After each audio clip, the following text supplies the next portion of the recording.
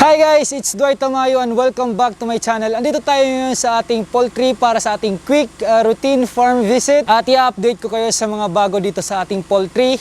And pasensya na guys, hindi ako nakapagawa ng videos for the past 6 months dahil meron tayong mga inaasikasong projects.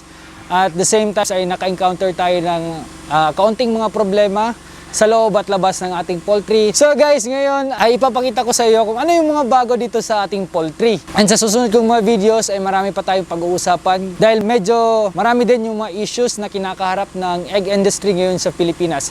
So ngayon guys, samahan niyo ako sa paglibot sa ating poultry.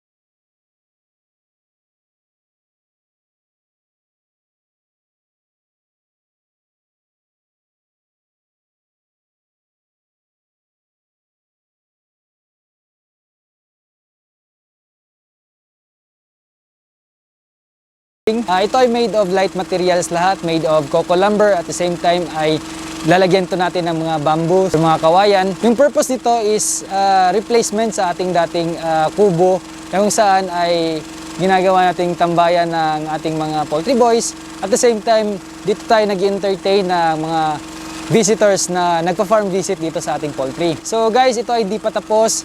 Babalikan lang natin ito kapag tapos na talaga.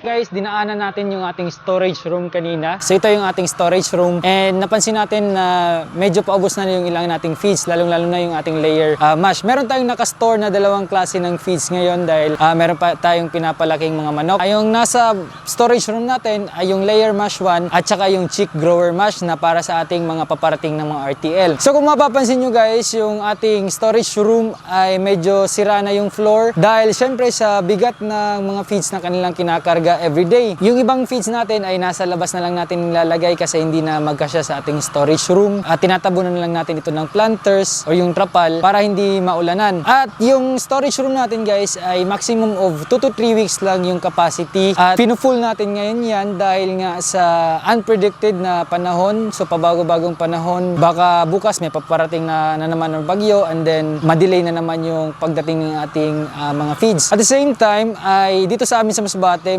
kadalasan ay nagla-lockdown. Depende sa order ng provincial government. So may mga times na walang pinapabiyahing barko dahil sa ina-isolate muna yung probinsya namin dahil sa pataas na kaso ng COVID. So naapektuhan yung supply ng ating mga feeds. Kaya meron kaming allowance na 2 to 3 weeks na supply dapat na nakastore sa aming bodega or sa aming storage room para hindi mabitin yung ating mga manok. So ngayon may paparating na feed sa atin. Ito ay nasa 170 bags. Yung 150 ay layer mash 1 at yung 20 ay chick grower mash. Maliit na lang yung chick grower mash na in-order natin dahil lumalaki na yung ating mga RTL. So ito yung pang-mix na lang sa layer mash para maging pre-lay sila. So 50% chick grower at the same time 50% layer mash for 2 weeks or 3 weeks depende sa takbo ng maturity ng ating mga manok.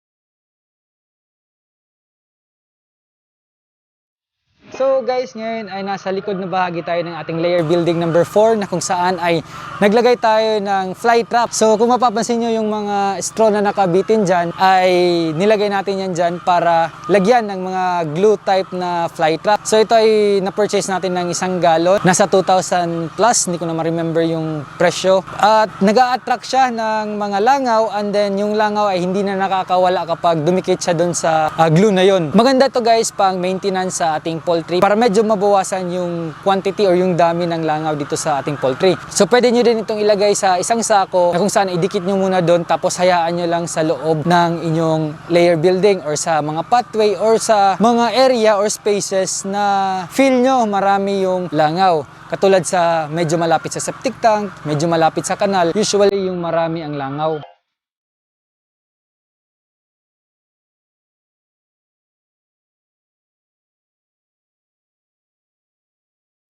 So ngayon guys ay nandito tayo sa ating layer building number 3 na kung saan ito ay old building pero bagong repair na cages. So yung cages natin ay made of good lumber or ito yung ating mga wooden cages. So kung mapapansin nyo, ito ay hang type na mga cages. Yung ginamit namin dito ay isang channel bar at ini-weld namin sa poste ng building bago namin pinatong yung mga wooden cages. So na-eliminate na nito yung paa ng cages, wala na itong mga paa. Ang advantage nito guys ay wala nang sagabal sa paglilinis ng ilalim ng ating mga cages. Maganda din ito dahil wala nang contact masyado yung buong cages sa floor na kung saan ay posibleng makontaminate dahil nga sa mga droppings or sa mga ipot ng ating mga manok kung saan merong mga bacterial build up.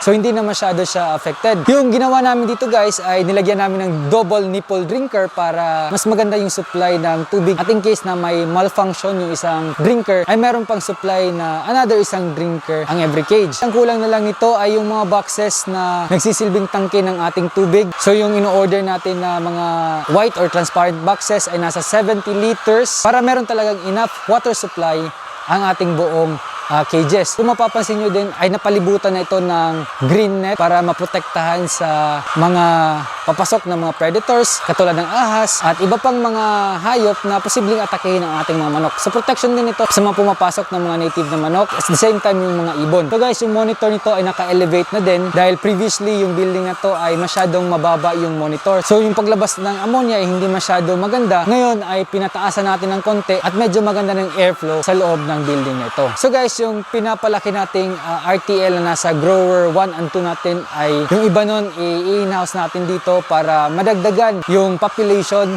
at production ng ating poultry.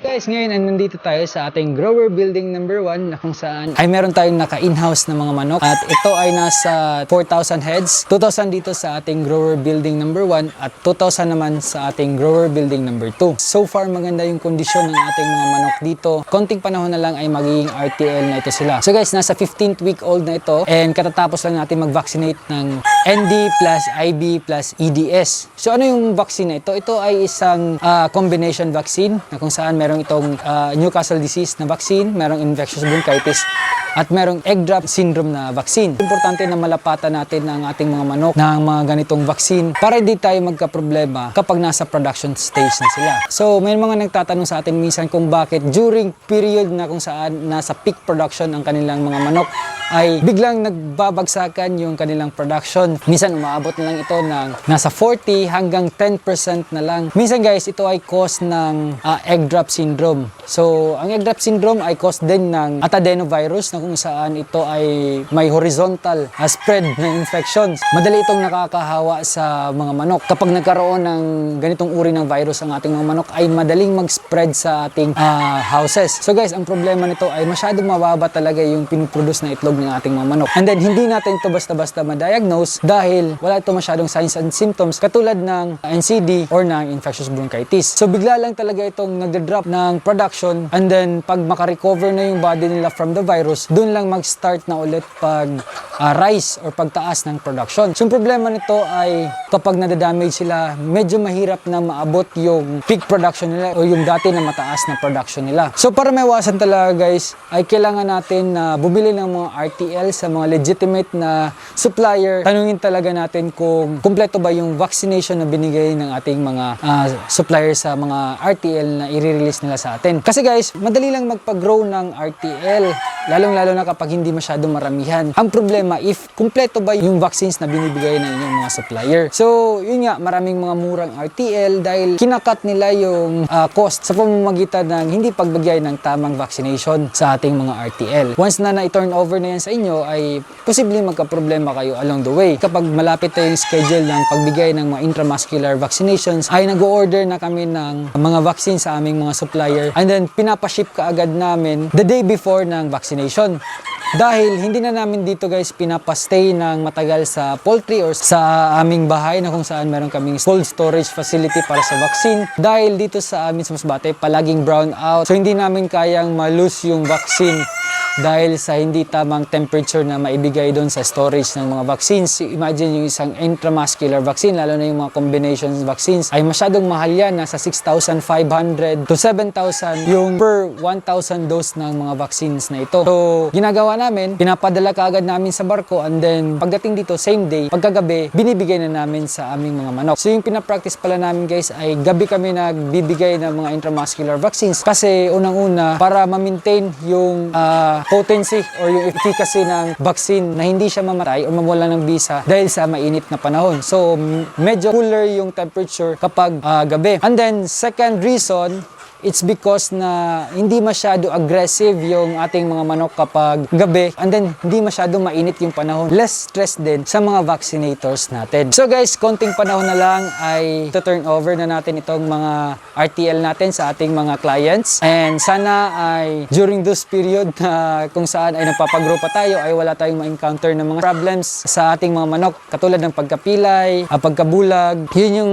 mga problema na dapat bantayan dahil lumalaki na yung ating mga manok, yung space na nag-consume ng isang manok ay medyo lumalaki na din. May tendency na mapilayan, may tendency na mabulag yung ating mga manok. So, magiging reject na sila. So, excited na ako guys na i-share itong ating mga bagong manok sa ating mga clients.